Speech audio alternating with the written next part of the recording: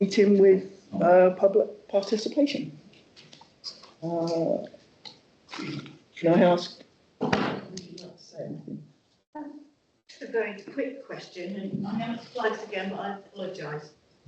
A week ago, or 10 days ago, outside the Parkhouse was the Bude-Stratton, which was lovely to see. And now Ukraine's back. Was there a reason for that one to, be up and down? If I may, Mr. Chair, I can't remember the name of the storm, but that was the that was the reason for the change of flags. So the Ukrainian flag suffered quite badly during the storm and was quite tatty. So we took it down. In the interim, put up the town council one and then replaced the Ukrainian one when we had a new one. I mean, I'd love to see the Bude-Stratton one out full time, but.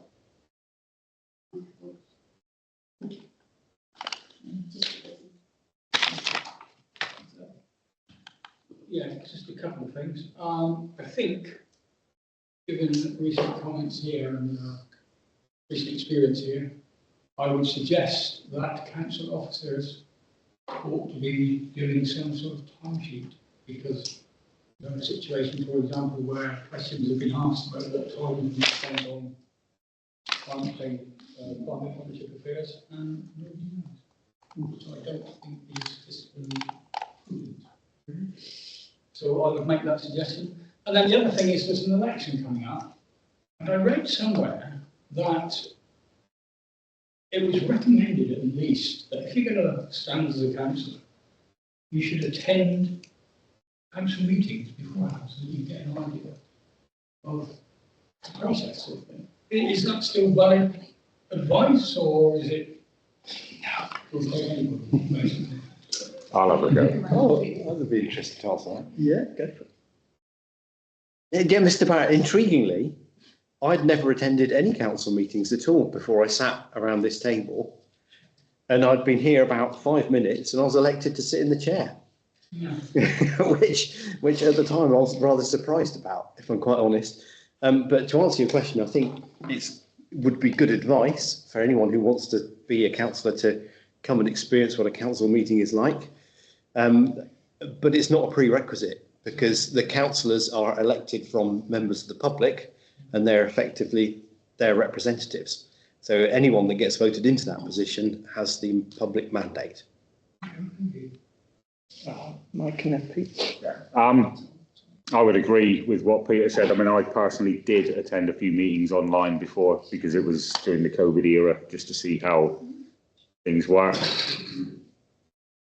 And I think you've probably attended more meetings than the rest of us combined, so I wonder if you would put yourself forward in May.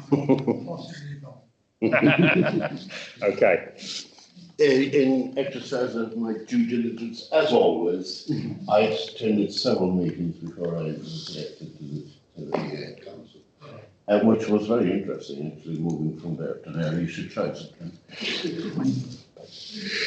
Thank you.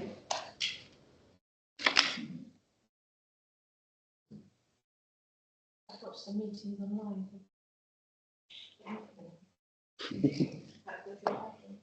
Get a life. Yeah. Very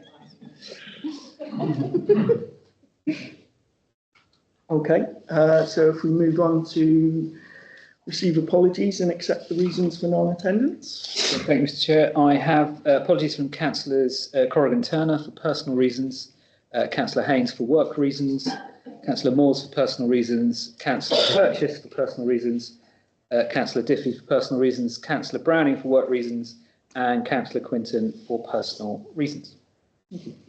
Councillor Chopak won't be attending either. She's sent her apologies.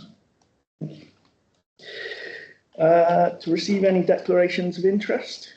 Any received? None received. None received. Excellent. Number 3, to receive the Mayor's report. There isn't actually a Mayor's report. Oh, no dispensations? Oh, sorry. We've overlooked dispensations. I do. I've received no dispensation. Can I double check that the dispensation that I submitted for the last council meeting is still live for this meeting? Because I was thinking about it earlier today, and in my memory, I think I asked for an ongoing one, but I wouldn't hand on heart say that I did. I'll defer to Deputy Clerk. Sadly, I wasn't at the previous meeting, so I've not seen it. Assistant Clerk, any light shed on this? That's what we got on it. I can't remember. I haven't got it with me, so I can go and get it. I'll just take it It's as, just declare an interest. Hang on, Yeah. I found it. Yeah.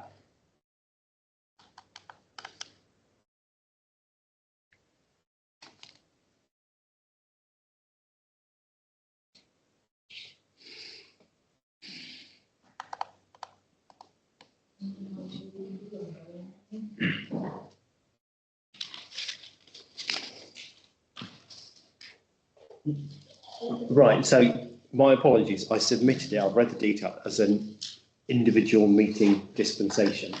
On the basis that I have not submitted a dispensation request for this meeting. You can do one. just do the same again. Right, well, I'll fill the form in, providing procedurally it's incorrect. Correct. No, correct. On the same basis, Freudian slip there. I'll fill it in exactly the same as per last, but I guess you want to put it to a vote because that's Yes, the we should. procedure. I'll propose we do that. I can make it ongoing. Yeah. Can I double check what the Right. dispensation is? It's to allow me to speak on matters regarding Bude Climate Partnership. Item 11.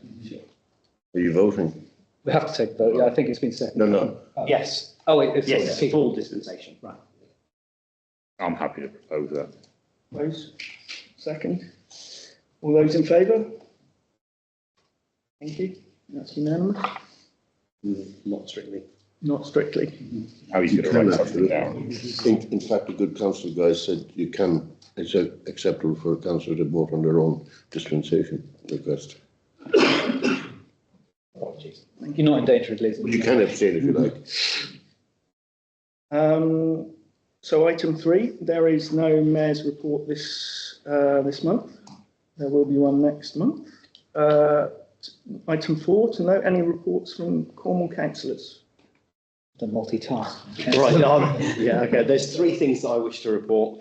On the 21st of January, there was a full meeting of Cornwall Council. At that meeting, there was a particular motion come forward that I worked together with a gentleman called Dick Cole, who's the chair of Mebion-Kernow.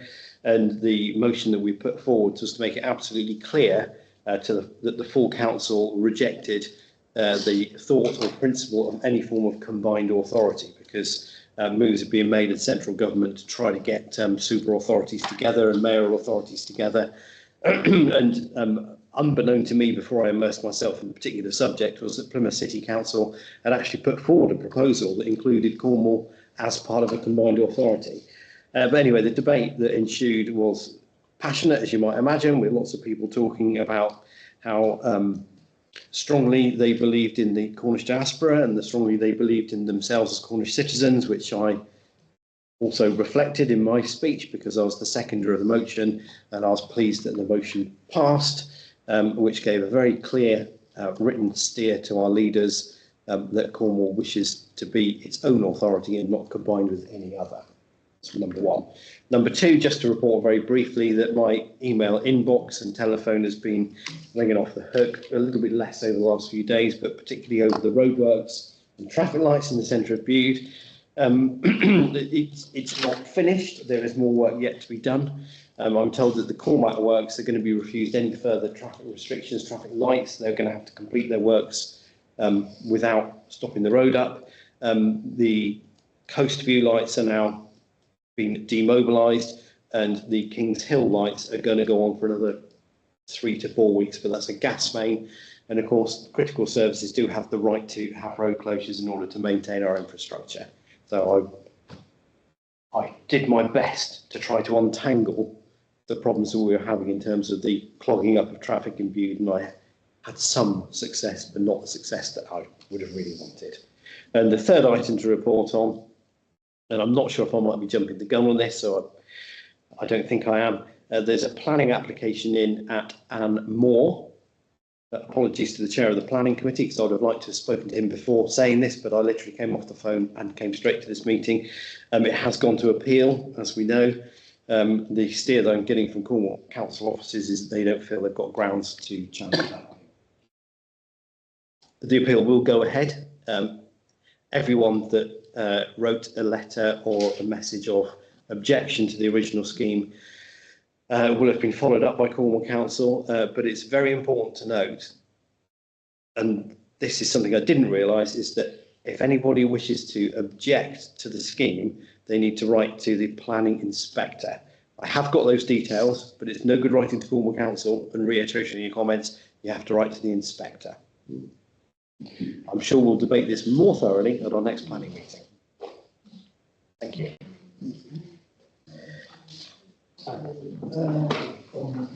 Sorry, Mr. Chair, with your indulgence. Assistant Clerk has just told me that the Cornwall Council planning officers are coming to a planning meeting to give an update on that very application on the 19th of this month. I've got to say that bit. Thank you. Councillor Jim. Sorry. Peter, somebody come up to me yesterday or the day before and said, we still got empty council houses, apparently. Empty for months. What the hell do we have to do to get people in Bude homes? I mean, it went on before. It was empty for 12 months, that place. We got another place that they finished, I think, and that was done 12 months ago. What the hell do we have to do to get Cornwall Council to sort out homes for people in Bude who need them? I wish I had the answer. No, I realise that. If I'm honest, I think the administration has probably run out of ambition and steam, whatever words you want to put to it, at the minute. I mean, I'm hearing all sorts of stories that I feel very unhappy with. And there was a decision made fairly recently by Cornwall Council Cabinet that any council house that becomes vacant, if the repairs are in excess of £50,000, they'll just sell the property at a knockdown price. And that to me seems ridiculous, because you've got some really good housing stock that if they've had a family or a person living in there for 20, 30 years, if by the time you've replaced the kitchen, ripped out the carpets, done a bit of plumbing and updated the electrics, it probably will be that sort of money. And I think that we could lose a lot of very good sustainable housing stock for a silly rule. The current administration seems very keen on spending money to buy new build properties on the basis they won't need maintaining, because they're not very good at maintaining properties, and I think they've worked that bit out. It's not a great answer. I just hope that things will change when the new administration comes in. I was aware, and I need to be quite careful about what I say here because we're not meant to be too political, but the previous administration to the current one now was at the top of affordable housing delivery lists in the UK, and that has slipped somewhat. So I think the focus for the current Cornwall Council has not been where it perhaps should have been. Yeah, I said that, but they're on about the neighbourhood plan. We've got to get someone here that Cornwall got to build 4,000 houses or something. Yeah. Well, So government, and they're giving, and they won't even do what they've got. so government requires local authorities to build a minimum amount of houses. The local plan that we had, which goes to 2030, was at approximately 2,700 houses a year. The government have produced a diktat that Cornwall must deliver 4,400. That isn't the exact figure, it's a few numbers either way, but it's effectively a nearly 40% increase on homes delivery. Those aren't council homes, they're just homes that are built in Cornwall. So any house that's built would fill those numbers. What it means, and the bit that I think I described it as a government dropping a nuclear bomb on Cornwall, what it means is that our local plan is now ineffective, which means that any developer, if they come to Bude, let's say, or any part of Cornwall, and spot a field that they want to build 20, 30, 100, 200 houses on, the chances are they will get away with it and get given planning permission, because our local plan is now deemed defunct. But I mean, surely, I mean, they've got to look after what they've got. I mean, it's ridiculous. There's Bude people need homes. We've got empty homes, and all they want to build is £400,000 or £500,000 houses. Yeah. And there's nothing Agree. nobody can do about it. I agree. Let's hope that the councillors that are elected next time do a better job. What, here or down there? Down there. All right, we'll see. Item number 5, to receive updates from lead councillors. Councillor Daw. I attended, well, in December, we made a resolution regarding the skate park down at Crooklets and how we might want to proceed. And I proposed a motion that was voted through that we would go to the user group to find out what they, representing the community, would want. We had that meeting last week. Councillor O'Brien and Orsby Bockins attended with me. And we spent 2 hours sort of talking through the issue with the planning application, the biodiversity net gain. We had a BNG specialist came in, gave us some very good advice. And we believe, based on that, that there are, you know, good grounds to challenge that report, get it relooked at. So with that in mind, we asked the group, you know, what do you want us to do? Do you want us? And it's effectively proceed, you know, leave the planning application in. The BNG specialist has agreed to work with us and specifically our projects officer to put together the package we'll present to Cornwall's planning officer, planning department, whichever it may be, and go from there, take it on. So that is effectively what the user group asked. That is what we are going to do. And I would like to thank them for attending, and especially the BNG guy that came in and gave us some fantastic advice. I also attended a youth forum meeting, but I will let Councillor Watkins. That ends my report. Yeah, so as you know, we had a youth forum in November last year.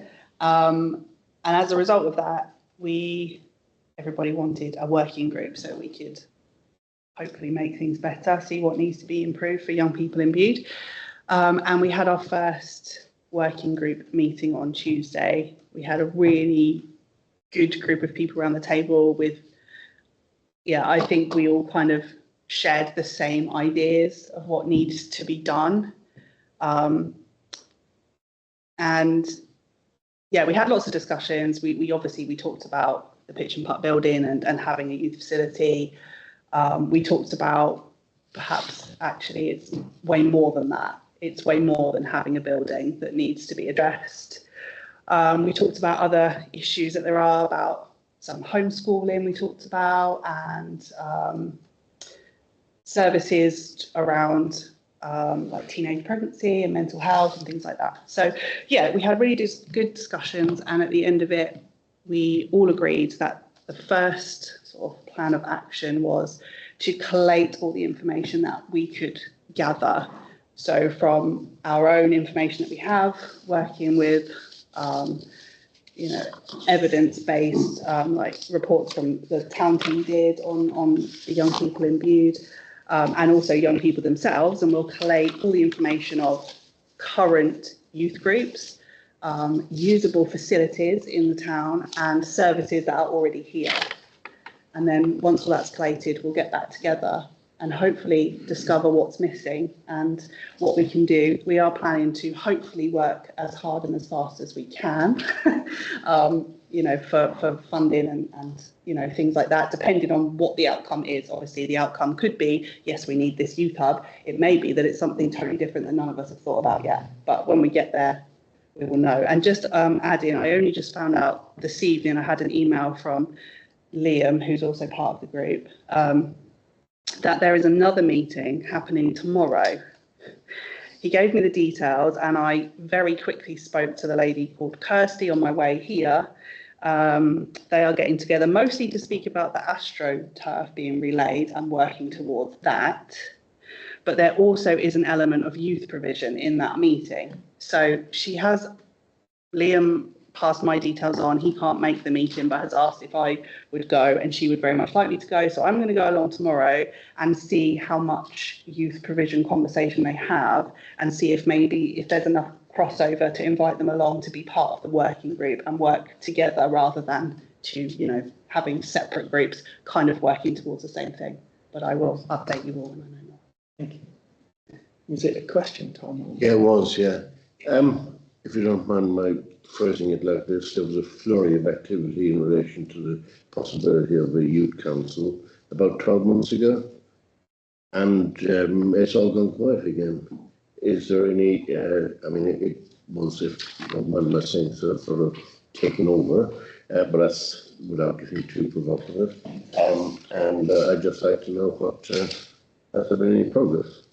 Am I okay to answer? Yeah, I've done a little bit of background, a little bit of speaking to a couple of ladies, I can't remember their names off the top of my head, that came along to the forum that are part of the Cornwall Youth Council.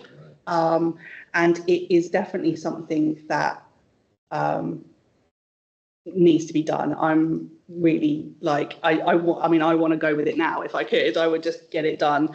And I think it would be a good idea, whether it's part of this working group or probably separate. I know that there are a couple of people, Liam Dart being one of them, who's also very keen to be involved in getting a youth council up and running. And I think, yeah, that's kind of all the conversation we've had, and I've done a little bit of background. But yeah, I think it is something that maybe we should have conversations about, or maybe actually get a working group or something, but maybe, you know, that's for another time conversation, don't you? I won't say any more, but probably best not. Yeah, there was, just to add to that, there was, when we discussed that, there was a brief mention of and discussion around the fact that the schools all have their own current youth councils, and that we might be able to liaise with them, because there would probably be some crossover amongst the people that wanted to, if you're on a school council already representing what is arguably the youth demographic at Bude School, you're probably going to have some valuable input if a separate entity, a separate youth council was set up outside of the school, whether do we want two youth councils effectively from the same group of people, or is there a possibility to sort of, yeah.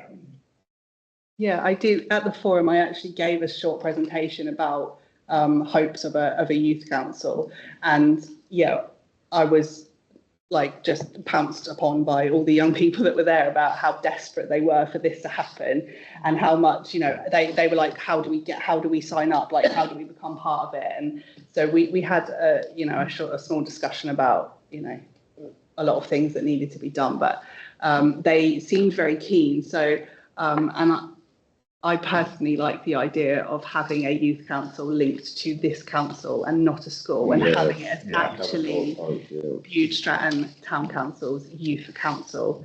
I think it would be a really great thing for this town and for the young people, especially that a lot of young people don't feel like they are listened to or appreciated in this town. And to have that option and that chance for them, I think would be fantastic. So that's my personal aim, but, you know. Without getting to whatever, I've only been talking about this for the last 5 years, but there we go. I'm just wondering whether it's a case of build it and they will come. That if we created a forum on a particular day at a particular time and sent out the invites, I mean, it may not be for this iteration of Cornwall Council, but perhaps, or Bude-Stratton Town Council, but I'm beginning to think that maybe that's what has to happen, because liaison with the schools can take you so far, but if we want to do something, maybe this body needs to do something. I've had a few interactions with our MP, and he is very keen on bringing youth, well, all aspects of youth provision forward. He realises that the youth of this area has been neglected for a very long time. He's keen. He was at the Pearl Exchange just last week, and I know it would be pushing out an open door if he was contacted to bring him in at some point. So I would suggest that we just crack on and do it. There was a comment from the public.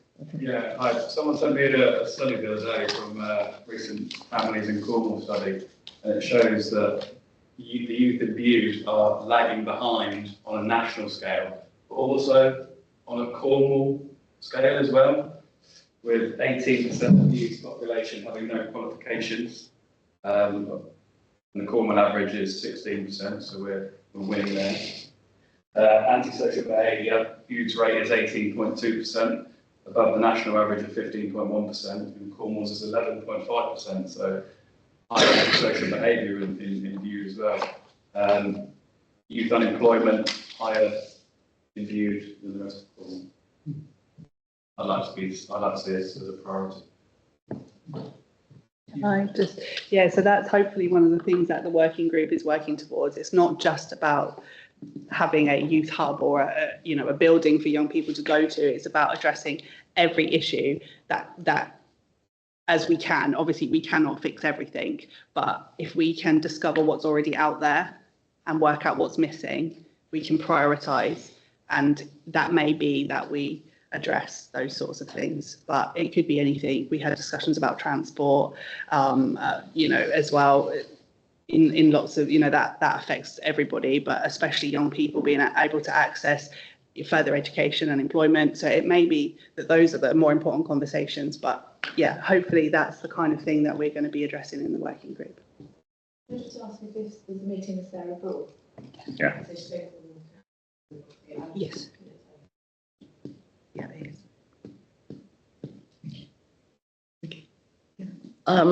This is sort of with armed forces hat on, and I'll read this out. This is from the Royal British Legion, and this touches on housing as well. Previously, veterans who were applying to access social housing were only protected from the local connection test for 5 years after leaving the HM Armed Forces, yet mobility is a requirement of military service, with postings around the country and overseas, and the local connection test disadvantaged ex-service personnel facing long waits for social housing due to lack of stock. In response to many housing-related consultations, RBL have long asked local authorities to use their discretion in disapplying this 5-year limit. However, effective from Wednesday, 18th of December 2024, national government removed the local connection test for all veterans, regardless of the time elapsed since they left service. Our Royal British Legion welcomes this announcement. We hope that this change will provide greater opportunities for our armed forces personnel to secure housing throughout the country and ensure veterans have the best chance to establish themselves within a community at the conclusion of their service.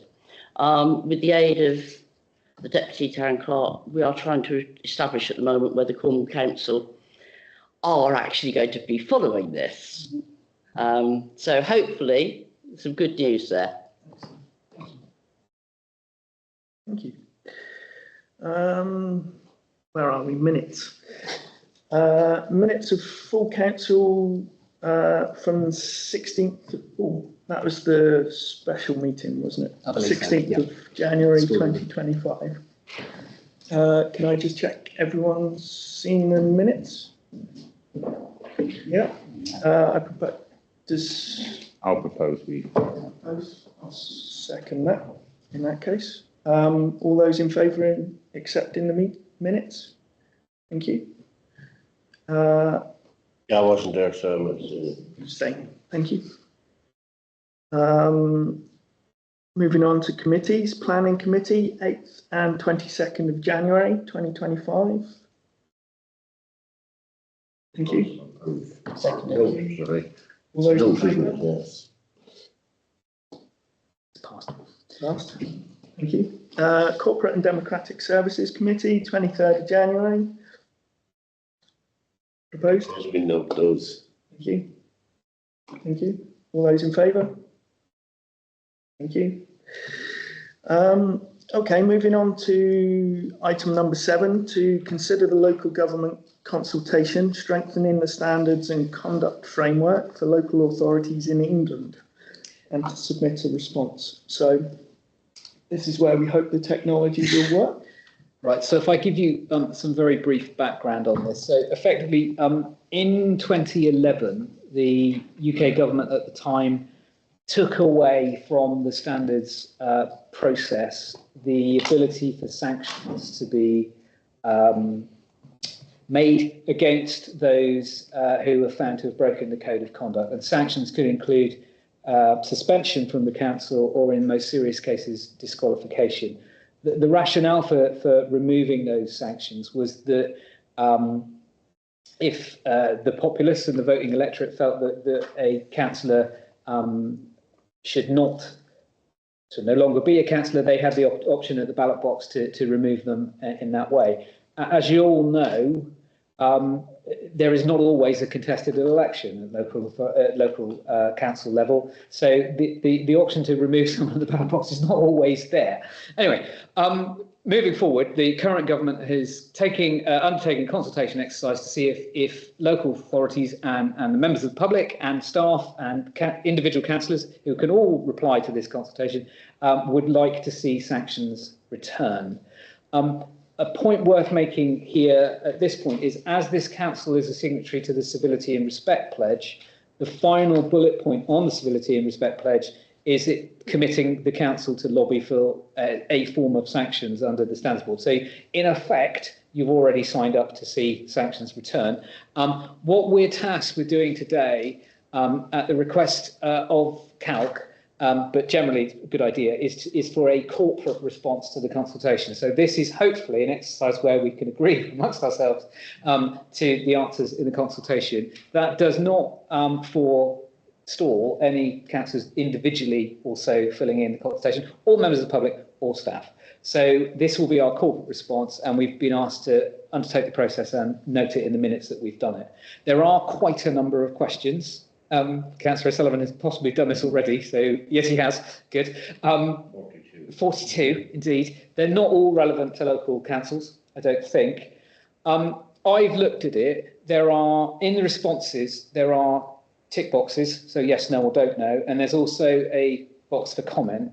My suggestion, because time is limited, is that we limit our responses to the yes, no's and don't knows. And if councillors feel particularly strongly about adding a comment, that they undertake the process themselves to add the comment.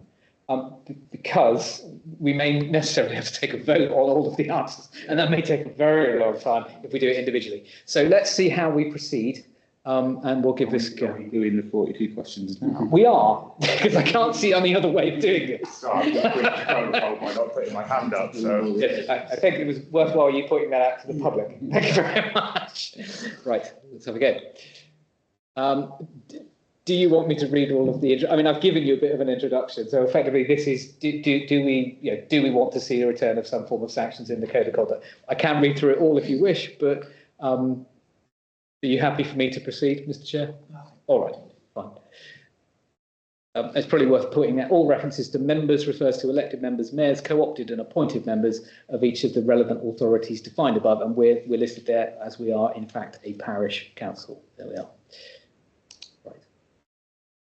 I won't read the ministerial forward, if you'll forgive me. I think you should.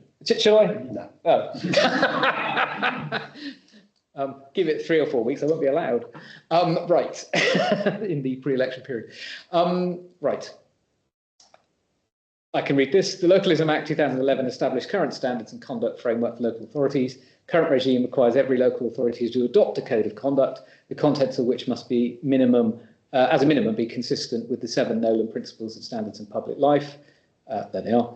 And set out rules requiring members to register and disclose pecuniary and non-pecuniary interests. Beyond these requirements, it's for individual councils to set out their own local code. The Local Government Association published an updated model code and conduct guidance 2021, which councils can choose whether or not to adopt. There's quite a lot of this. The current regime requires every council to adopt a code of conduct. I've done that. Every authority must also have in place arrangements under which it can investigate allegations of breaches of the code of conduct and must consult at least one independent person before coming to decisions. These decisions are normally taken in one of 2 ways, depending on the authority's specific arrangements.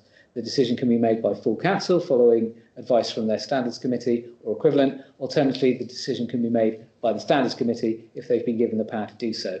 Although a standards committee may contain unelected independent members and co-opted members, only principal council's elected members, i.e. Cornwall Council, may vote in a decision-making standards committee. So we don't have a standards committee, it's local council Cornwall Council does. There is no provision in current legislation for a sanction to suspend a councillor, and this is important. There is no provision in current legislation for a sanction to suspend a councillor found to have breached the code of conduct. Sanctions for member code of conduct breaches are currently limited to less robust measures than suspension, such as barring members from cabinet, committee, or representative roles, a requirement to issue an apology, which is what we tend to do, or undergo code of conduct training or public criticism. Local authorities are also unable to withhold allowances from members who commit serious breaches of their code of conduct, and there is no explicit provision in legislation for councils to impose premises bans or facilities withdrawal where they consider it may be beneficial to do so. So in other words, if a councillor had acted abhorrently and terribly, there's no sanction to stop them from coming on premises. And coming on premises could be seen by either other councillors or staff as intimidation. But at the moment, there's no sanction to stop that. We basically had an example of that last year, didn't we? It's not for me to comment. Well, I have commented. Yes, sir. The thing that I find extremely problematic about all this, obviously I don't condone, well actually I stuck my neck out when they thought there was inappropriate language used and whatever, but I'm very uncomfortable about the concept of banning councillors and all that sort of stuff, not because I condone any particular behaviour, but I have serious concerns about the manner in which decisions are made, which are very much behind closed doors and not transparent at all. We're told that the decision-making process is that somebody makes a complaint, the monitoring officer sends the complaint to the subject member. There can be witnesses. The subject member has the right to contact the independent person, all this sort of stuff. But then how is the decision made? Who partakes in that decision making? Do we know?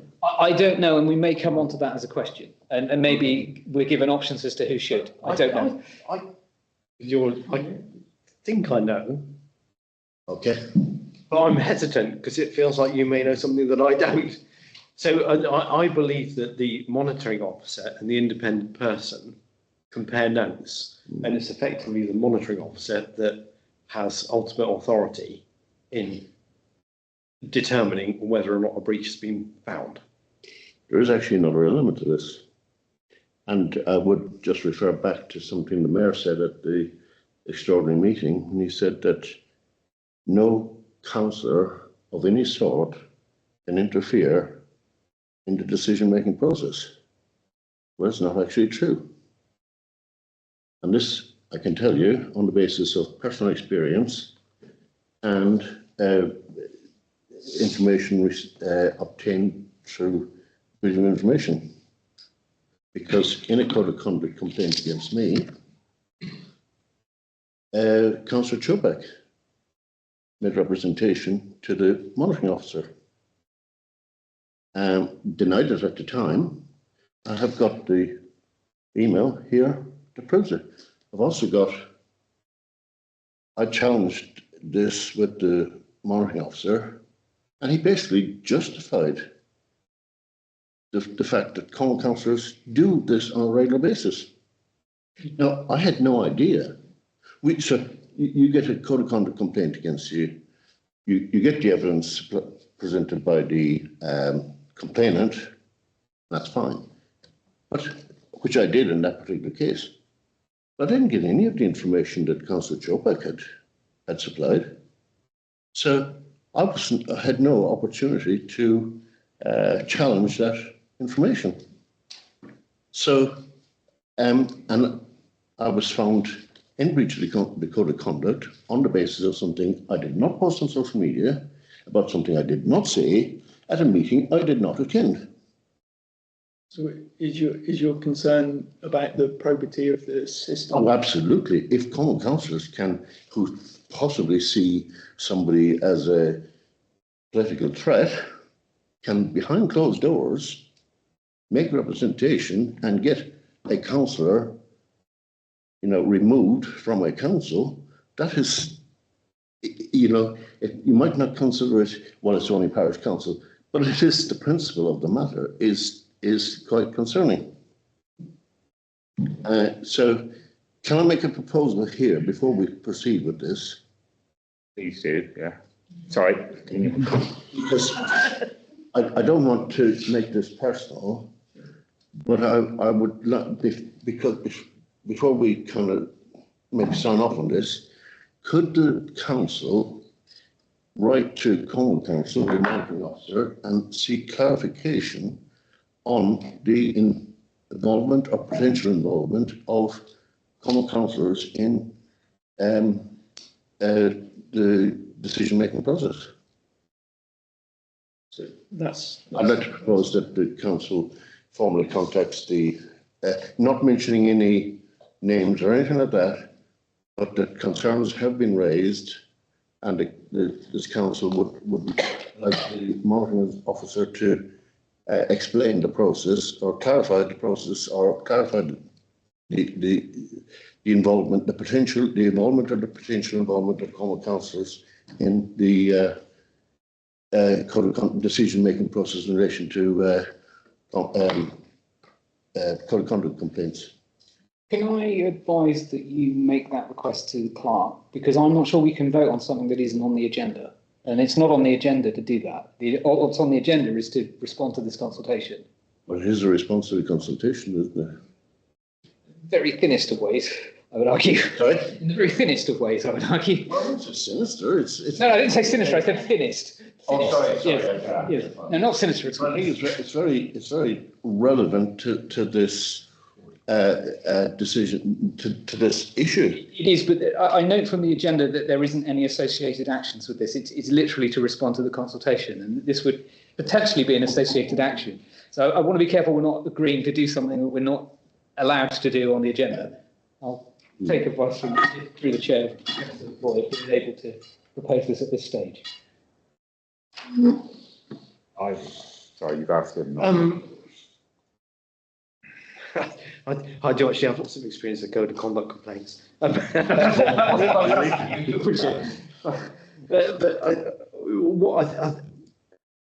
I don't wish to put words into Councillor O'Sullivan's mouth, but I need to try and analyse what I think I heard you say.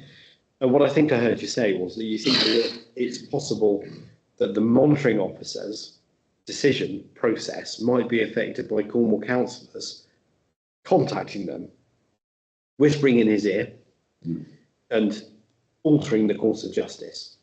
Yeah. And that evidence is not provided to the subject of the complaint.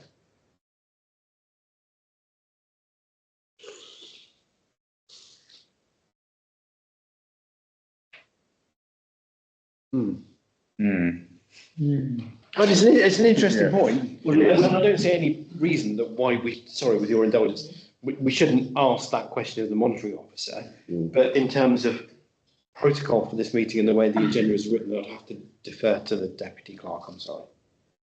We can certainly make that address the clerk with that issue and bring it up. Perhaps it's something we can put on the following agenda. But as I did say at the start, all councillors are able to fill in this consultation, and I'm sure you possibly already have, Councillor O'Sullivan. Yes, and put their own points personally as well. As I said, what we're trying to reach here is a corporate view on these issues. We haven't even looked at the issues yet, so it may be that this is an opportunity within the answers to address what you're talking about. Consider sanctions. Right. Okay. And that's my concern about sanctions.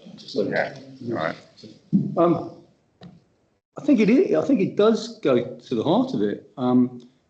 If a councillor here is not convinced of the robustness of the process, and I've been lucky, I've not been through this process, so I can't speak from personal experience. I don't understand the process completely. I'll put my hands up to that. But if we're being asked to add sanctions to a process that we don't fully understand, and a process that at least one around this table doesn't think is fit for purpose, that's not something I'm comfortable doing. I'm not comfortable answering questions to put a sanction to a process that at least one of our members is is not convinced is fit for purpose. So I think perhaps we do need to analyse the process and to be comfortable that the process is robust before we add sanctions onto it.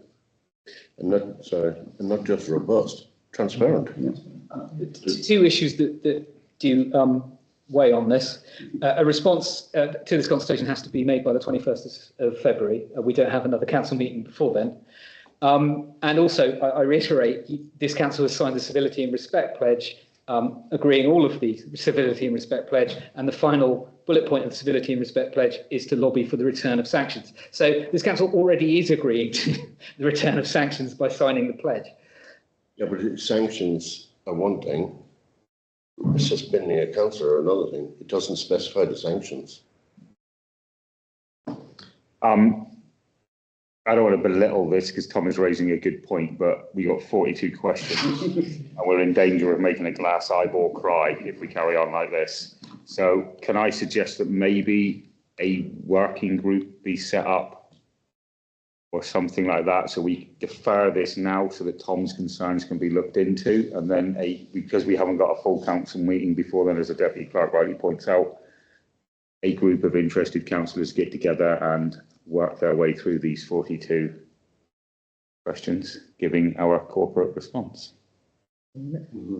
Deputy Clerk, is that a viable option? I presume that we could take that route, yes, if councillors so agree. Well, Effectively, you're deferring the item. In essence. alternatively, can I propose that the council doesn't take a corporate position on this and allow encourage councillors to fill in their own? Up to the vote. Can I ask a question, please? Yeah. Have we been asked specifically to make a corporate response? We've been encouraged by council, all councils have been encouraged by council to respond to this. We don't have to. No, we're not compelled to, but we've been encouraged to. Like, was yours a proposal? It was, but I'm happy to withdraw it if I was going to ask if anyone wanted to second it, in terms of procedure, did you make a proposal initially? I proposed first, councillor. Yeah, if there's a seconder for Vicky's seconded mine. We'll vote on that. Or can I propose an amendment to first? You can. Okay, no, actually, carry on. Yeah, I'll let, yeah. Carry on. Yeah, rather than, if you want to have a vote on Mr. Councillor. Let's do that. So all those in. I just asked what the proposal is again. Yeah, you can reiterate. Going through all 42 questions right now, so that Tom's concerns can be raised with the clerk. Okay. And a group of interested councillors, assuming we can find some, go through the 42 questions in a working group to provide before the 21st. Before the 21st. Okay, right. That's a tight schedule. Yeah. Yeah. Well, it's taken us 15 minutes and we haven't got to the first question, so it is a tight schedule. Yeah. So we've had a proposal and a seconder. Yeah. Could I also just suggest, if we do go with this, which I hope we do, that anybody who wants to put an individual one in does put an individual, and if there's anything that they want the working group to particularly consider, to let the working group know. Agreed. So all those in favour of the proposal? So can I just, sort of a point of order? Well, this isn't on the agenda either. Well, you're effectively voting to defer it. Right. Which I'm sure the standing orders allow us to do. We both know we're allowed to do this for dogs. Well played, well played. Sorry, with your indulgence, what needs to happen is that authority needs to be delegated to a working group to complete the form. I beg your pardon. Yeah, I'm not happy, but well, sorry. I'll reword my proposal to we delegate authority to a working group to complete the form. Yeah. You happy to second that?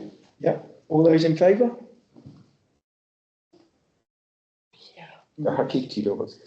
Should we wait until the council? 2, 4 in favour, 2, 4 against. No, hang on. We haven't done. For it to come back. You haven't asked for the You've vote. got to ask for votes against and abstain.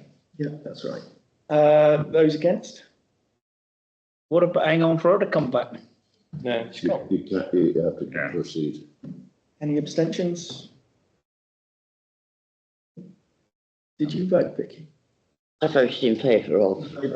So that's 5 in favour, 3 against. Then it's passed. Right, that saves you a lot. And the public. Here's to it. It's your best interest. I can just make a comment on this. I have no difficulty thinking that sanctions could be applied to councillors if they transgress. But bearing in mind that you are my representatives, I'm really not happy that somebody behind the scenes influence what happens to my representative. That is not acceptable. It's not democratic. That's my whole. That's why I think it needs to go Yeah. to the chair clerk to be investigated. Yes. Yes, of course, and I'm encouraged to do so, as can staff.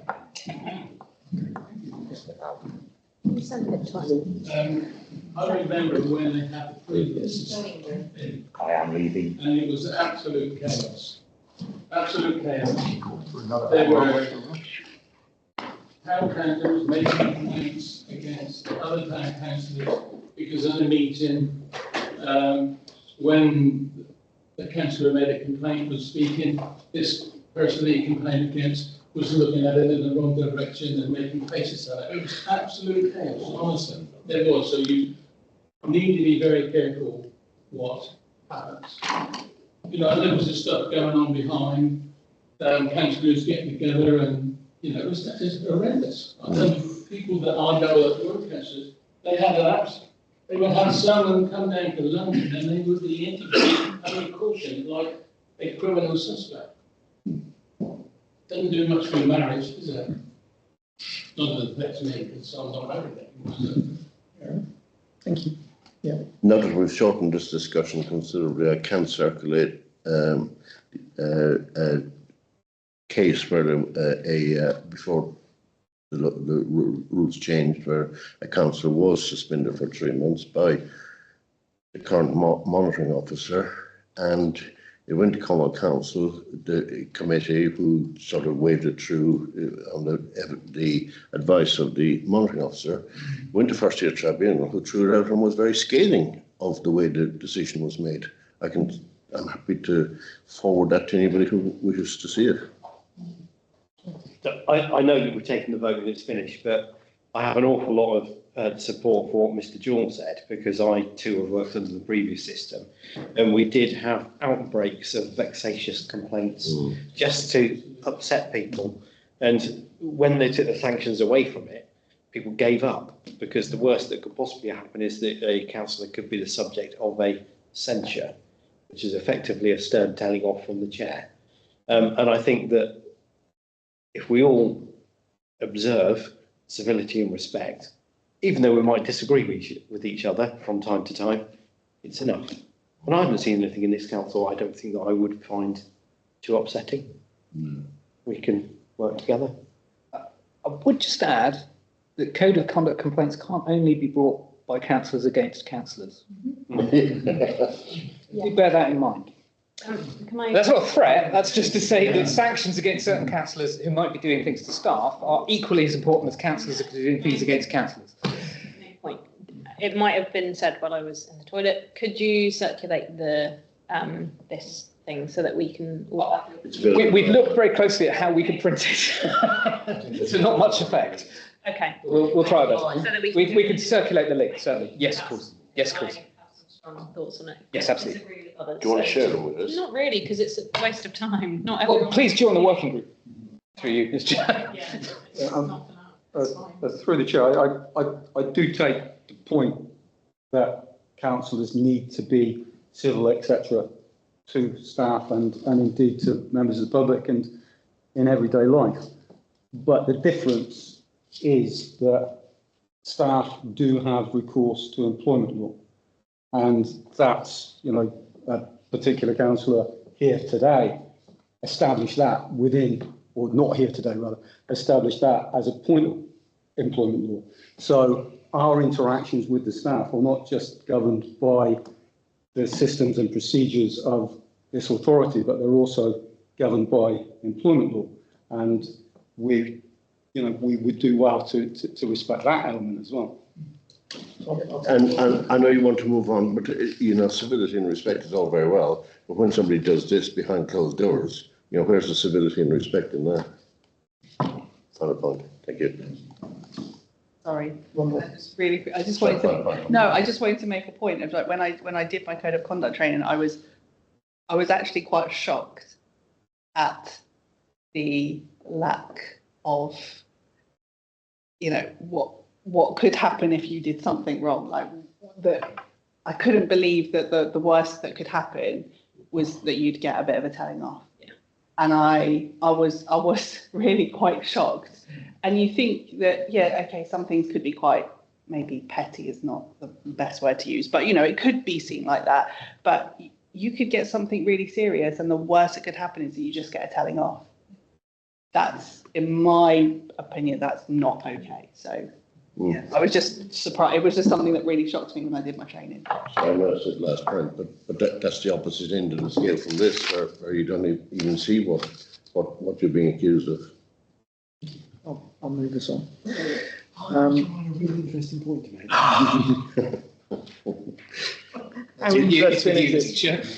Peter, aren't all your points interesting? Go on, Pete. Well, I think it's interesting. Well, the point here is that we are, in principle, are elected by the community, and the community give us their sovereignty. They hand it to us to act on their behalf. So it might well be that the community has some extreme views that they wish to have represented, and it would or could be expected of a councillor to represent some of those views, perhaps, which may not tally with other people's views. I don't know if I've made that too veiled or not. But the point I'm trying to make is that it's our duty to represent the people that we that have put us in this position. Sometimes whether we agree with it or not. I will move this forward. Yeah. I'm down this end of the table.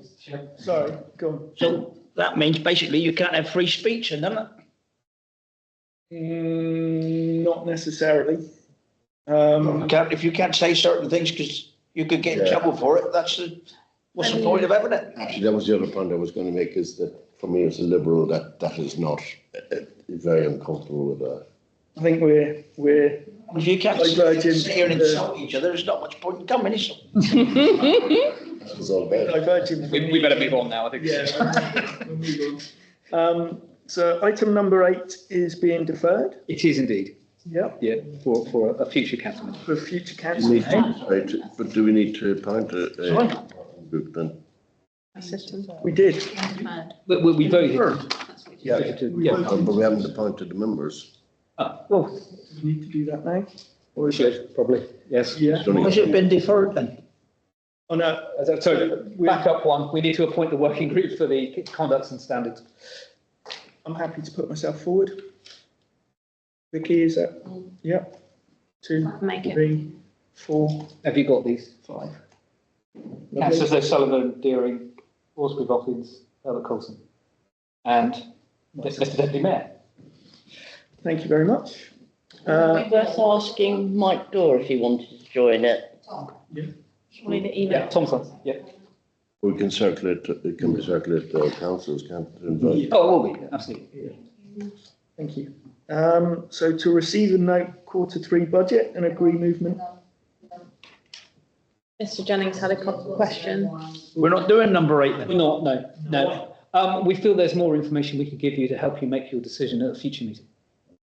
Sounds good. You mean to say that we're going to have to discuss at another time who owes us a penny?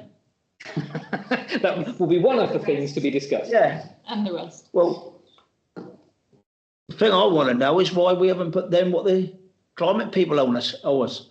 It's been deferred for a future meeting to provide you with more information for you to make your decision. That's what the deferral's about, is it?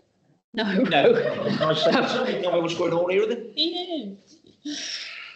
I can help. Go on. Councillor Jennings, I contacted the clerk because I was most concerned over a large sum owed by Cornwall Council to this council. So I tried to follow that through. The town clerk did some digging into some of the other sums and felt that we were being asked to make decisions without the inappropriate background check. And there might be some further decisions for us to make. For instance, do we wish to chase that debt based on information that could come forward that we don't know? So she felt it was appropriate to just hold on and make sure that we have full information to give us the best decision-making process that we possibly could. Much better explanation than I gave. Okay, number 9, to receive and note Q3 budget and agree movement of reserves. I propose that we do that. Please do. Well, I haven't looked at it. I just wanted to know, could anybody talk us through what the reserve movements are? Everybody got the right page.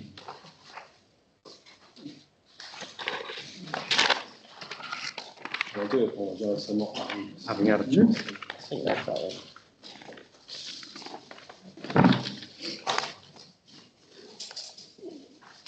So, looking at the information that's here, one appears to be three units, Chair. One appears to be council legacy expenditure is being moved from. Well, it's one of the reserve moved. I'm trying to read what it says there. To be taken from ring-fenced reserve. Yeah. So this money was ring-fenced. It was the legacy that was left to the Heritage Centre. I think, if I remember our budget meeting correctly, it was moved to enable the council to retain its outreach officer, and some of that money is being used. Of heads nodding from members of the Culture and Heritage Committee. So that is one of them, I believe, and licences and subscriptions appears to be the other for a not particularly large sum of 1,600. I'm trying to, sorry, put my contact lenses in. Modes. That appears to be paying for a subscription to the software that we use to keep an index of all of the archive materials and artifacts and images that the museum keeps. I hope that's explained why the reserves are being moved. There are a couple more. Oh, big one. Yeah. Following page. Compass point. Compass point. What's the code number? Bear with me. 5390. My piece of paper is very fuzzy. Sorry. Final drawdown.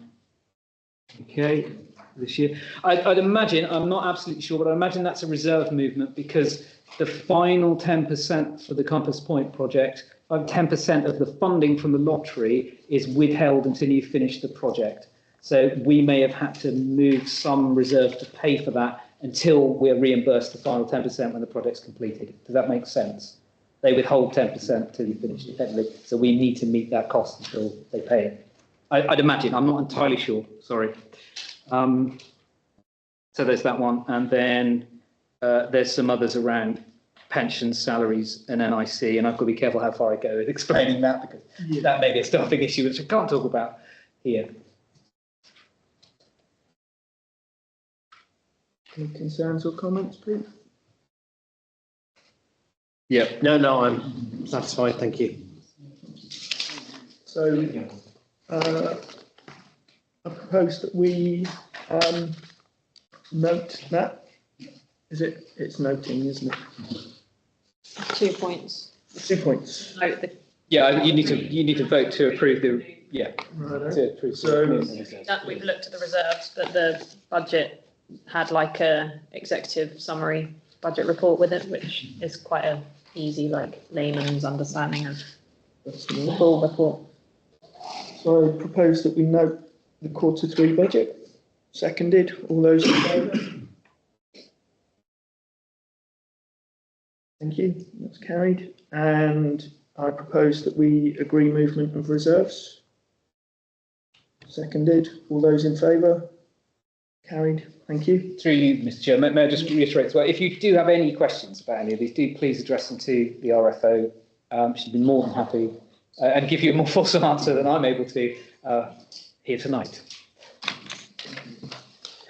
So moving on to number 10, to receive items of correspondence from the clerk.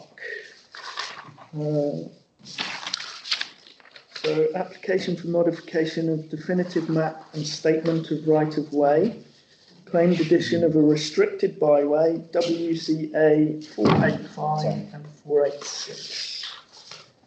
So thank you, Mr. Chair.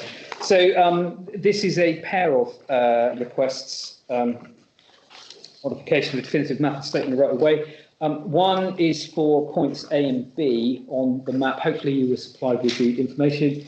And the other is from B to C. A and B appears to be from the road south of Morrison's to just the other side of Morrison's. And B to C is an ancient pathway, trackway, which goes through, well, adjacent to Pathfields, but up towards New Road. The trees lining that particular stretch are all under a tree preservation order. We're being asked here by Cornwall Council to answer 3 specific questions. So I acknowledge receipt of your consultation relating to the above definitive map order. I can provide the following information. The use of the path by the public. So we're being asked if, as councillors and corporately as council, if we know of historically any use of that path by the public. We have to give an answer. And then there's question 2 and question 3. So if we can take them one at a time. And I see members of the public may also wish to add in. So are councillors aware of the use of that path by the public? Is question number 1. Vicky was first. I used to regularly walk my dogs there, but it wasn't in common usage, no. It was there to be used if anybody wanted to. But once Safe Road was built, you could not carry on into Bude down that roadway. I was sitting, I said, in about 1975, I walked from Curtin Road up to Hillhead, the entire length of that track. So yes, it was passable and it was used, but not heavily. Thank you. Mr. Jordan. In the 1950s, when I was attending Bude-Stratton secondary boarding school, in the summer and the dry days of the winter, I would walk from my home in Fairfield Road all the way to school using all of that. Thank you. And it was used by the school just for helping delighted instead of the summer. Cross country using all those paths around. So they were used back in the 50s and going into the 60s as well before building centre. All noted. I'm making a note of this. Thank you very much. Thank you. So that's question 1. We've sort of heard, in terms of an answer to question 2, any actions taken to prevent or deter the public from using the path as a public right of way. I note there's a supermarket. So I will write that down. Anyone aware of any specific? I would say because of the building, they're fenced off almost all access to the Can I just reply to that? So because the trees along there are subject to a tree preservation order, they have to be protected as part of the building works. So that is probably why it's all heritage stuff, to like basically maintain like root protection areas while the buildings are going on. So it's being blocked. But there are empty sections where you could get to if they allowed it. Yeah, but it's overgrown as well now because but that's the reason for it being blocked off for the building. It's to retain the preserved. I understand. Thank you. And then, sorry. It was just an anecdote. A couple of years ago, I parked up my car in the corner of Morrison's, that's what it is, isn't it? Car park. And if you drive right round to the back corner and park up in this space, you can actually see the path going off. And I was sort of astonished because I thought, well, I never even knew that was there. But it was in quite good condition then. And it would be really lovely to make sure that if the trees have got TPOs on them, then I suspect the path will be kept. But I think upping the status is something which I absolutely would support. And they're all oak trees. Final question. Yeah, question 3. I can provide the following information. It says, I being the council, any documentation recording or relating to the path, please list here and indicate if you're indicating in this email or if you're sending I think that should be by post. Please see note above. I will ask in the archive if there's anything. They should have, because any path like that, the landowner, the farmer, usually had a tax-like dispensation. And because the landowner got a tax dispensation, they were not taxed on that piece of land. That is part of the way of establishing in the rights of way that it was a public passageway. Okay. You're talking about looking back on the tithe maps, aren't you? Yeah. Yeah. They've got them over there. Mr. Bickle did provide a photograph. I have. Showed the. If you want it, some ground level photographs showing the trees and the track. Are you able to? Photographs from Morrison's back to Stratton. Are you able to drop in again so we can take those off the stick, Mr. Bickle? Or leave that with us? That's most kind. Thank you very much. That concludes all the questions, Mr. Chair. Thank you. Thank you. Item number 11, to receive an update on the process of BSTC withdrawal from BCP and agree any associated actions. So to give a background on this particular item, following the decision that the council took at the previous extraordinary meeting, there is some paperwork and administration to do to continue the process and complete the process of rescinding the lead partnership role for the council. And all the clerk is seeking here is the council's vote to approve her to undertake that paperwork and get the work done by the deadline in which it needs to be done. So we're really just seeking a vote to support her in doing that. Do we get to see this paperwork? I'll have to defer that to a question back to the clerk. I'm not entirely sure. Because I rather feel that where this is involved, that we need to know what Bude-Stratton Town Council are signing. Okay, I will take that back. Yes. Thank you. Tom?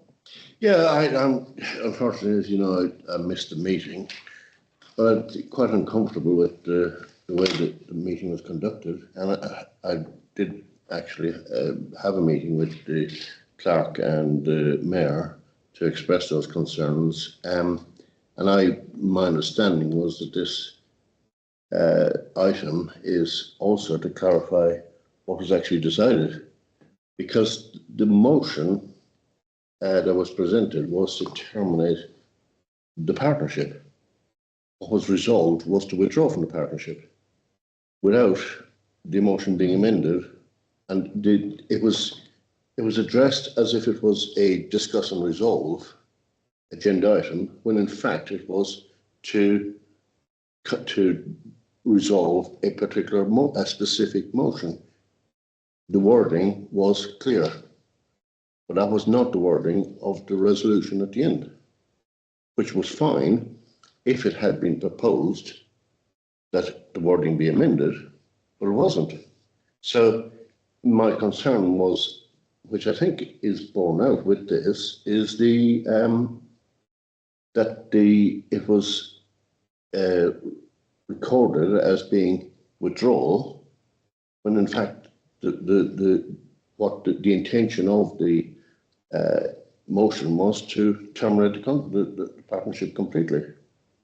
There's a slight difference, and I think it has be given the legal and potential legal and financial implications. I think that needs to be clarified, that the motion was to terminate the partnership before we consider this other form. I'm going to defer to you. Well, we can only go on what the council's resolved to do, and the council's resolved to cease to be the lead partner. That was the resolution that was passed. That's what the minutes reflect. Well, in that case, it's invalid, potentially invalid. You'll have to take that up with the clerk. I can only go on what the minutes say. It's easy enough for the count, this meeting to clarify it. In what sense? To clarify that the intention of the resolution was to end to terminate the party. It's not as easy as you say, because neither the mayor who presided over that meeting is here, nor was I clerking that meeting, and I wasn't there either. So it's not as easy as straightforward as you're suggesting. No. Yeah, well, they have the option to attend, you know. It is on the agenda, and it's not, on this occasion, it's not a specific proposal. So in that case, if we can't do it here, I propose that this be deferred then until the original motion is clarified. Is that something we can do? Well, I don't know when we do that. The deadline for undertaking the administrative work that the clerk is seeking your support in her doing is to the 21st of February. We don't have another full council meeting until the 5th of March. I can only go on what you as a council decided to do at the last meeting, I'm afraid. I can't change that. I don't make the decision. I might be able to be helpful. I don't know the full intricacies of the protocol, but I do know that the motion as raised by Mike was to withdraw as both lead partner and as partner, but specifically not to do so in a way that would collapse the organisation and show no confidence in it. And that I had serious reservations on the night, because I felt that the act of withdrawing as a partner, as well as a lead partner, would de facto send the message to the lottery that we had no confidence in this organisation, and would set a chain in motion that would irrevocably lead to the end of BCP and prevent them having the time to seek another lead partner. Subsequent to what occurred at our extraordinary meeting, BCP are, as I understand it, actively seeking another lead partner. So this kind of pulling of the plug that I was fearful that we had done hasn't actually taken place. So my understanding is that we have agreed to sever ties, but we have not sent a message to the lottery to pull the plug on BCP. BCP will have some time in order to seek a alternative third party to be their lead partner. I think that perfectly illustrates the uncertainty that was created by when it was handled at that meeting, because I don't mean to harp on about it, but there was a specific motion to be debated and decided without that motion being amended to something else, which councils could have done if they wanted, but they didn't. So the only motion to be decided was what was on the agenda paper. But that wasn't what was, the wording was different. And my concern is that it has created an uncertainty, and given the potential legal and financial implications, the wording should be clarified. That the motion, what was intended by the council, was to vote in favour, to resolve to support the motion that was on the agenda paper. I think if, through you, Mr. Chair, I think what you're seeking to do is to have an item on an agenda to review the decision-making process at the extraordinary meeting. That isn't on the agenda tonight, so I can't take a vote on that. No, and so that's why I'm suggesting that this has to be deferred. You can take a vote on that. I can't stop you from doing that. I'm a bit confused as to what is being said. So are we talking about the word terminate against the word withdraw? Because my thinking is that if we withdraw, we have terminated our partnership with them. Does it not work together in that respect? I don't know. Talking about a technicality of voting specifically on the wording that was on the agenda versus what we decided, which was after the hours of discussion, not the wording. So he's talking about the kind of the And I'm concerned that meeting sanity. that's true, Chair. I'm just concerned that it creates given the legal financial implications, it creates a certain uncertainty. Now, we could get legal advice on this, in-house or independent, but why do that when the option is there to just have a resolution to clarify the resolution? I'll come to Ian first, if that's all right. But firstly, I don't think we can vote on tonight what you're suggesting because it's not on the agenda to review a decision that the council has already taken. Whether it took it correctly or not, it's not on the agenda to review that. I'm also duty bound to point out the consequences of deferring this decision tonight. So previously the council has voted to cease to be its lead partner. In order to take that process forward, it needs to get paperwork back to the holder of the funds for BCP, which is the lottery, by the 21st of February. If it doesn't do that, because it's deferring this decision to presumably the next full council, it will remain the lead partner. Now, councillors will need to decide whether it wishes to remain the lead partner because it's deferred its decision previously to no longer be the lead partner. It's my duty to point that out. It's not my duty to tell you whether to defer it or not. Can I just clarify? I did actually ask that it be on the agenda that we could, I understood that the wording would be that we could clarify the decision. Sorry.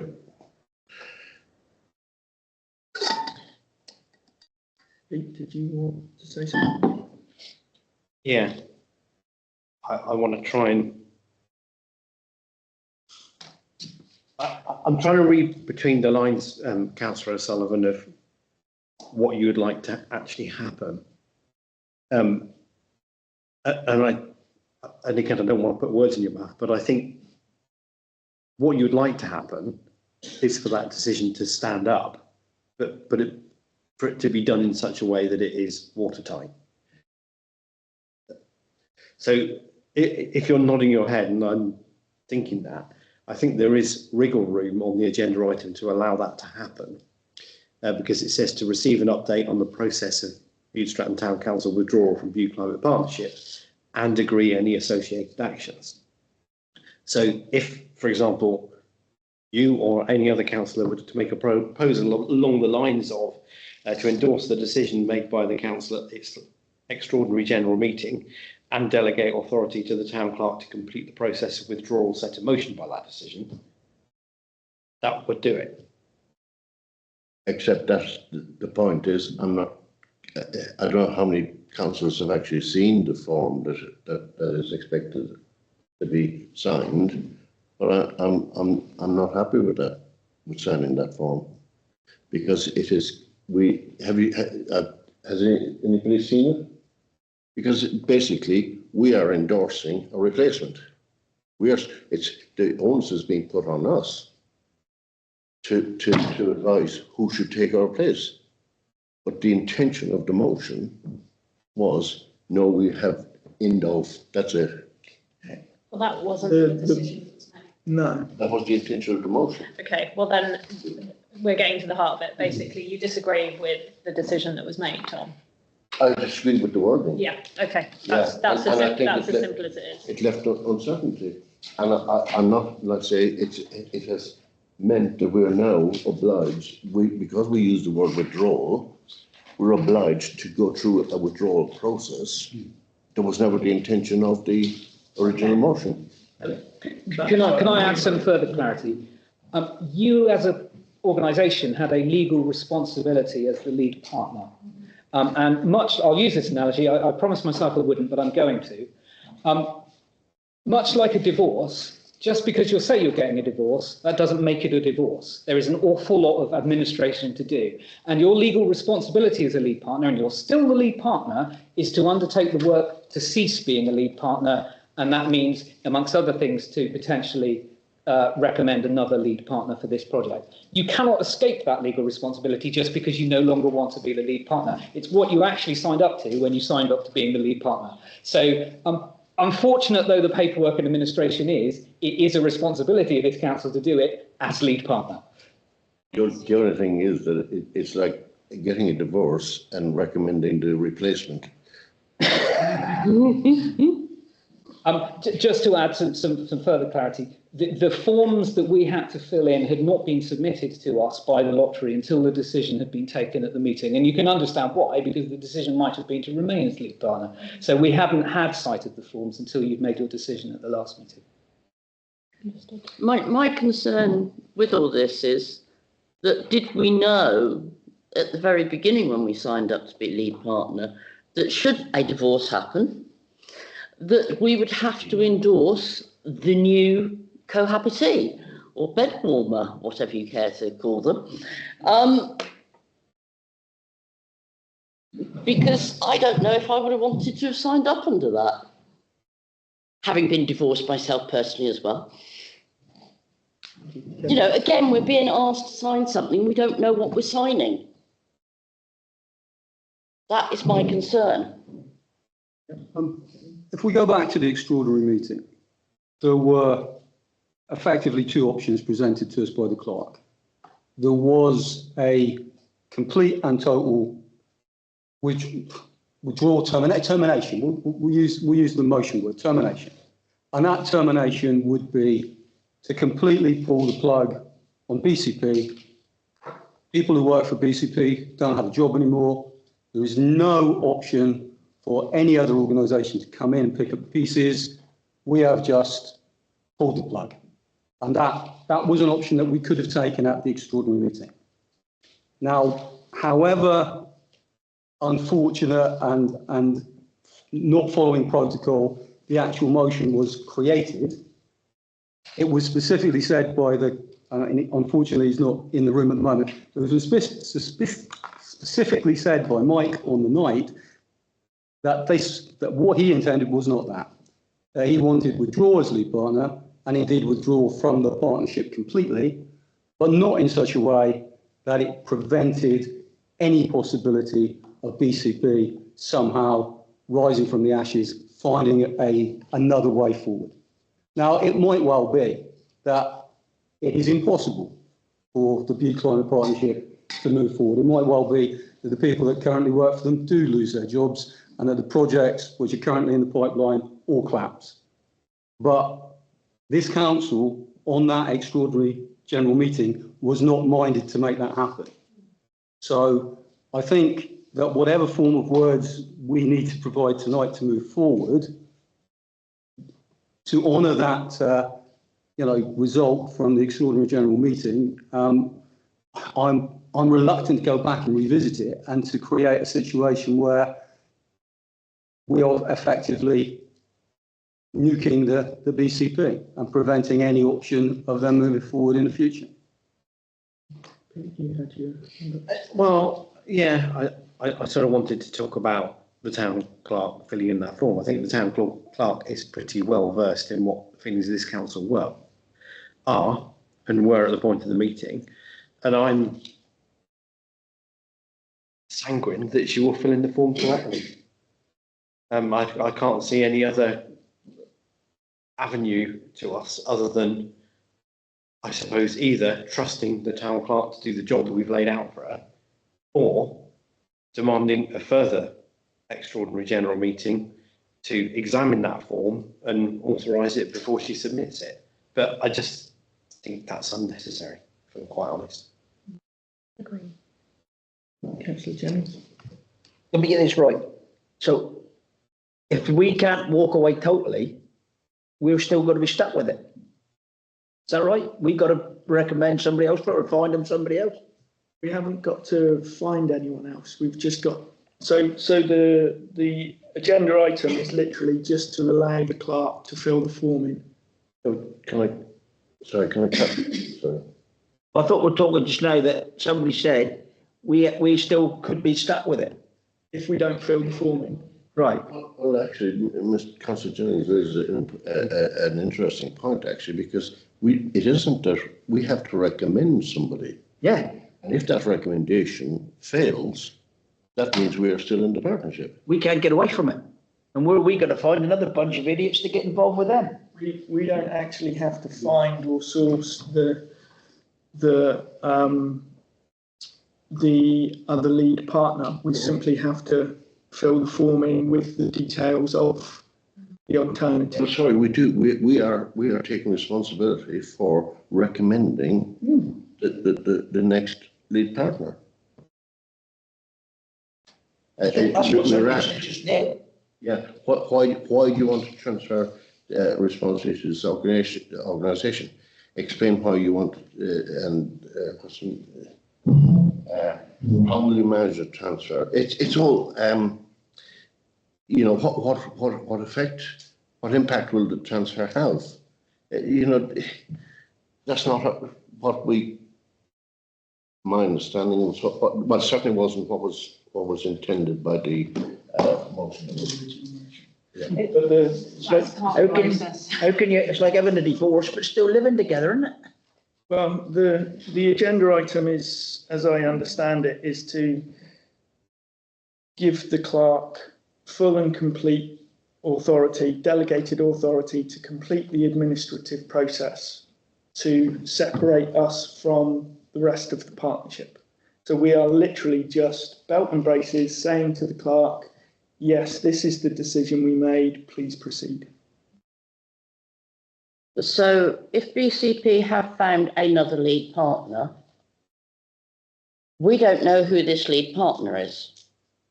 It could be, I hope it wouldn't be, somebody intending to defraud the lottery. The form has been sent to us as lead partner, and it's asking us to nominate an alternative lead partner. So it's not going to happen without the knowledge of the clerk as to who the new lead partner is. So we will know because we're being asked to nominate. Well, that's what I just said. We're not walking away, are we? We've got to find them another bloody partner. Basically, we have to nominate. We're being asked to do that. Yes. So, but then I come back to the point I made. We legally entered into a contract after nearly £2 million. You can't just go, I'm not having any more to do with this, goodbye. We have a legal responsibility for the money that was handed to us and to exit properly. And this is part of the process of exiting properly. You know, in the fantasy world where you can just go, I don't want to play anymore, that you could just not play anymore. But this is public money that we were legally responsible for, and there is a responsibility on the council to go through the proper motion of handing over to somebody else. And it's for the lottery to decide whether they endorse that alternative organisation and whether they want the project to continue, because it's their money, it's not our money. What happens if we don't recommend somebody or we don't go that way? I'll come to it. We're still stuck, aren't we? From what I'm understanding is that we don't have to pick somebody. The recommendation will be BCP's choice. They will get into conversations with somebody who they want as lead partner. Then I guess they will come to us and say, this is who we are choosing as our new lead partner, and that will be our recommendation based on BCP's choice.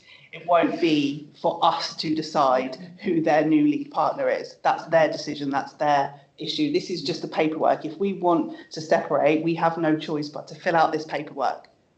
Otherwise, we will still be lead partner, but it's not our decision to do that. Thanks.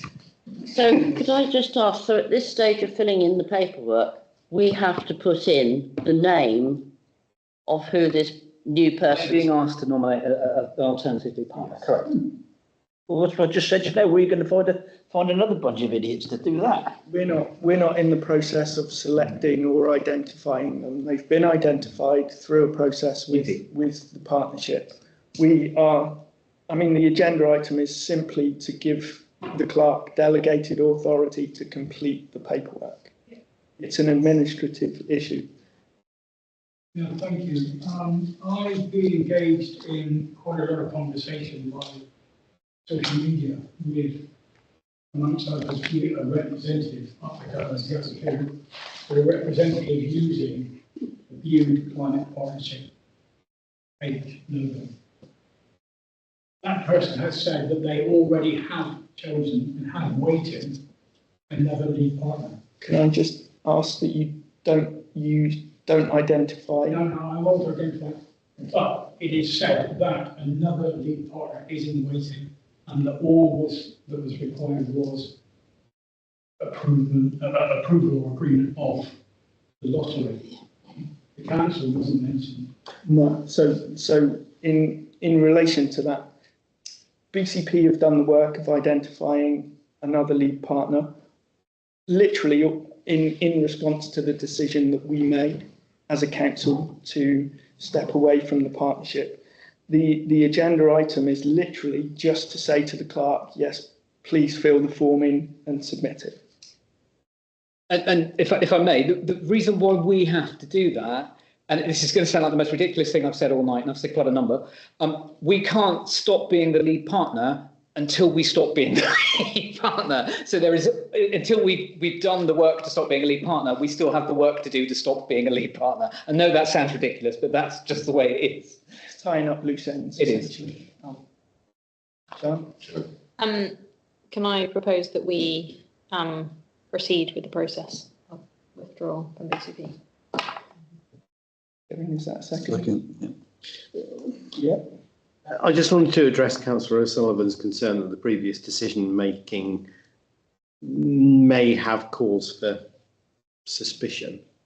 And if we're to slightly reword what you said, to endorse the decision made at the extraordinary general meeting, which supports the decision and makes it proper, and delegate authority to the town clerk to complete process of withdrawal from Bude Climate Partnership. I propose your wording then, if you're happy with that. And that, I believe, amends the suspicion you have concern about from the previous decision.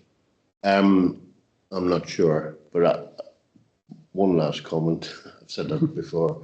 I think that the take-home point from all of this was that actually it wasn't just BCP that was possibly not fit for purpose. I'm not sure that this council was fit for purpose in that partnership, in terms of that partnership either. And tonight's discussion possibly indicates it, because the council did not do its homework. So had I been at the meeting the other week, I would have made the point that this was not about demonising the climate partnership, because actually it got quite a bit of sympathy from what Councillor Colwell said at that meeting on other occasions. I think the abridged version was that this was a fantastic achievement to get this £2 million funding, and the fact that it has gone wrong is a kind of a bad reflection on all of us, not just BCP. So that's to endorse the decision made in the extraordinary full council meeting on the 16th of January 2025 and delegate the town clerk to proceed with the withdrawal process. As it delegate authority. Yeah. Sorry, is that right? Delegate authority. Delegate authority. I'll propose that. Thanks, Peter. Well, that you'd even read that out earlier. So that's been proposed and seconded. So all those in favour? 5. Against? 3. That's passed. Thank you. To approve financial reports. Okay, schedule of payments made 24th of Jan 25 to 6th of April 25. Those noted. All those in favour? Keep below now. And schedule of payments met to be made 7th of February onward. You want to propose? Opposed? I'll second that. All those in favour? Unanimous. Thank you very much. And to note the date of the next meeting. Important. Not the same day, different day. Not the same day, yes. Not a Thursday, it's a Wednesday. Wednesday the 5th. What is? The the next council meeting. No, it's not. Thursday. On the front of your Okay. Wednesday. There is a reason, with your indulgence, Mr. Chairman. Hang on, hold on a minute, hold on. The next meeting is when? Wednesday, the 5th of March. I say that's St. Piran's Day, Mr. Yeah, James. why, we can't have a meeting on St. Piran's Day? Well, Happy for the English, but the Cornish people have got to have their Saints' Day. Disrespectful. it may be disrespectful, but I take my orders from the High Sheriff of Cornwall, and he's coming on the 6th. So the date we were going to have our meeting, the High Sheriff is visiting Bude, and he has an award ceremony in the castle to which all councillors are invited. If you have an issue with it, please take it up with the High Sheriff. No, I will do. I'll give him a lashing on that. I shan't be at the meeting. The meeting is closed. Thank you.